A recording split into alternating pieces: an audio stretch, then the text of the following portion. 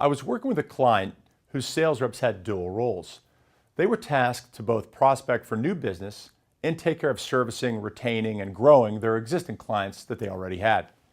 Trying to do both roles well is a challenge for anyone, regardless of experience and skill level.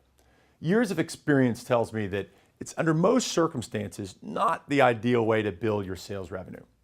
The managers of these sales professionals, they'll tell me that their reps are 70% hunters and 30% farmers.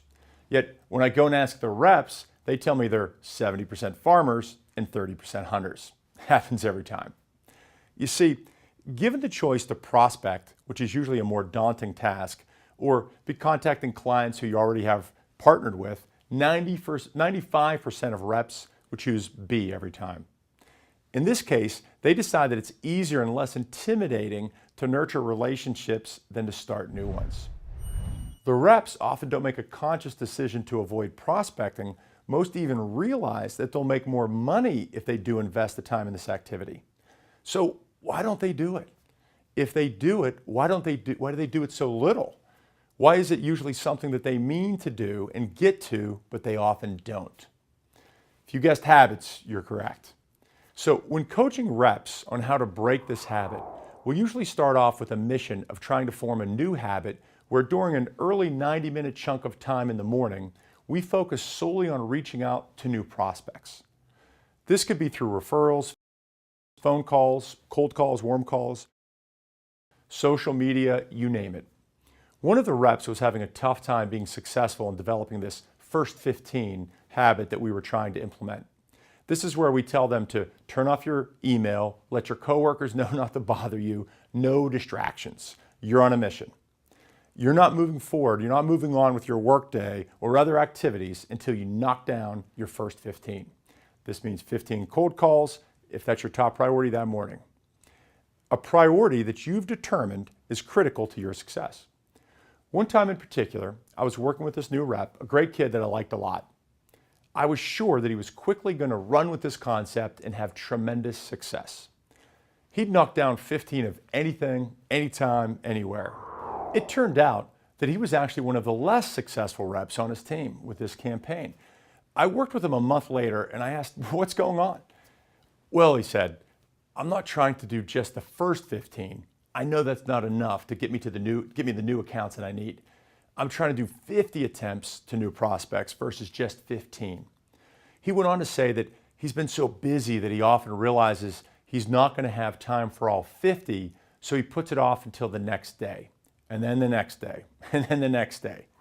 Now, if prospecting was his only job, reaching out to 50 new prospects may be easily within reach. However, by trying to be an overachiever, he was preventing a new habit from forming.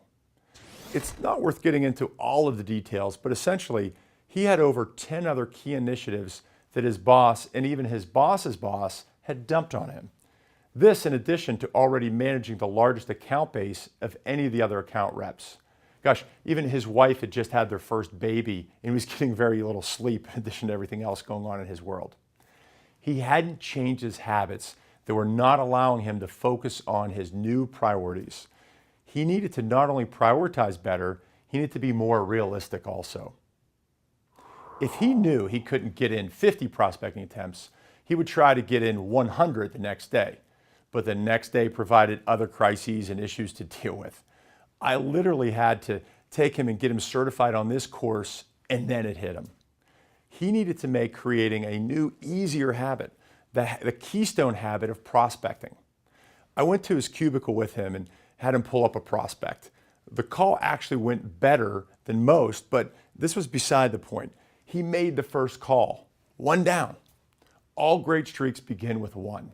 I told him, you're now done prospecting for the day. Seriously, I made him stop. I told him tomorrow, do a minimum of 2, but do it.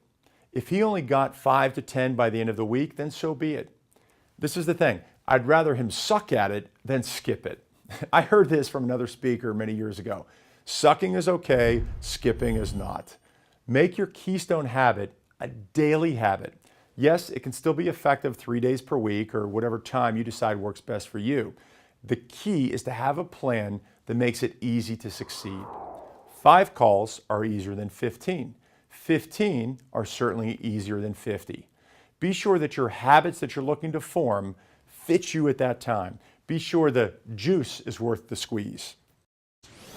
If you're in sales and bringing in new logos is one of your goals, do you think that you'd be more or less successful if you made at least one new prospecting attempt every single day of your entire career?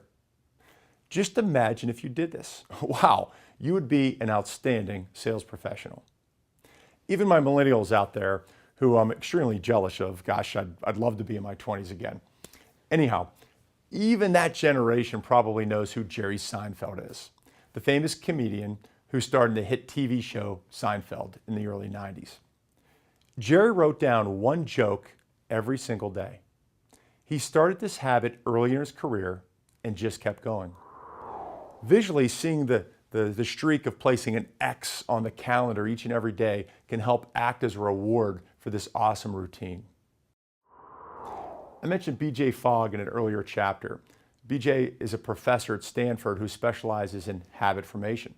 He used an example of starting small and making things easy by flossing just one tooth each day. That was his minimum.